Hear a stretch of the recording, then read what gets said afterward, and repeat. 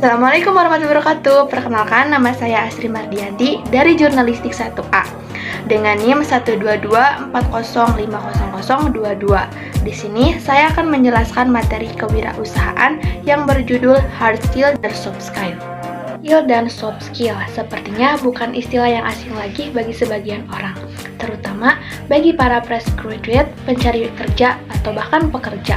Ketika mau melamar sebuah pekerjaan, kita pasti mencantumkan hard skill dan soft skill yang kita miliki di CV agar perekrut tahu bahwa kita memenuhi requirement yang diberikan perusahaan.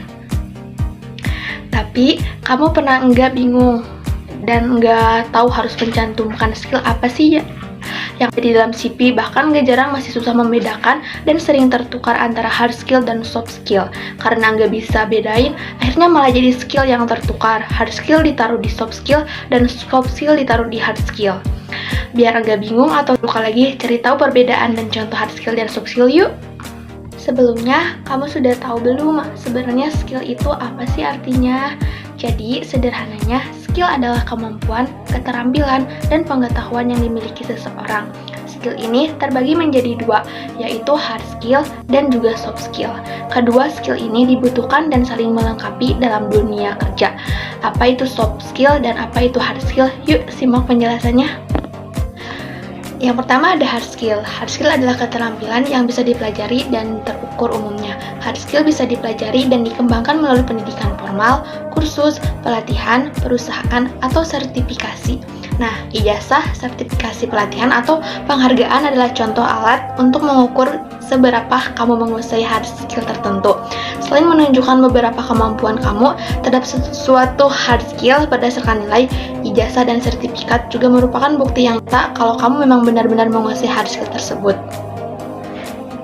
Misalnya, kamu mau belajar bahasa Inggris, lalu kamu mengikuti kursus di lembaga tertentu. Setelah semua kursus selesai, kamu mengikuti tes TOEFL atau IELTS dan mendapatkan sertifikat yang berisi skor tes. Nah, nilai TOEFL ini menjadikan bukti kamu mahir berbahasa Inggris dengan level tertentu.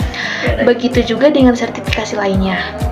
Apa itu soft skill? Jadi, soft skill adalah atribut pribadi atau bisa juga disebut kemampuan interpersonal yang dibutuhkan dalam pekerjaan. Soft skill lebih menunjukkan bagaimana cara kamu berinteraksi dengan orang lain.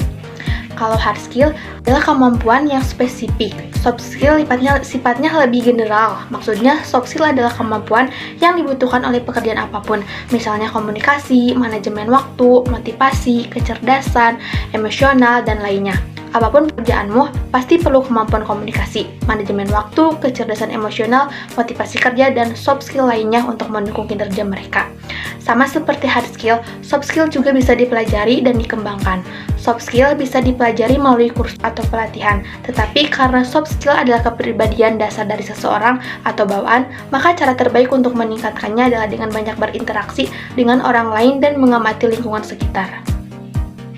Contoh hard skill. Hard skill membantu kamu untuk bisa menyelesaikan pekerjaan dengan baik, sifatnya spesifik, tergantung pekerjaan tertentu. Berikut ada beberapa contoh hard skill yang bisa kamu tulis di dalam CV, seperti ijazah, sertifikat, dan lain sebagainya.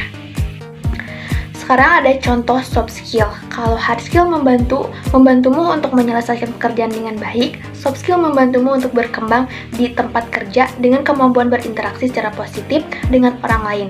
Contoh soft skill yang dicari perusahaan adalah berpikir kreatif, berpikir kritis, kolaborasi, dan kerja keras, dan mampu bekerja bersama. Jadi, kesimpulannya hard skill dan soft skill keduanya sama-sama penting. Mungkin ada yang berpikir hard skill lebih penting daripada soft skill karena hard skill bisa membantu kita bekerja dengan baik. Tapi soft skill juga nggak kalah penting loh. Carlos Fribourg menuliskan di laporannya yang berjudul A Study of Engineering Education bahwa 85% kesuksesan dalam pekerjaan didukung oleh soft skill dan 15% lainnya didukung oleh hard skill. Nah, itu dia pembahasan tentang hard skill dan soft skill yang saya bahas di video kali ini. Mohon maaf bila ada kesalahan kata atau kesalahan ucap dari saya.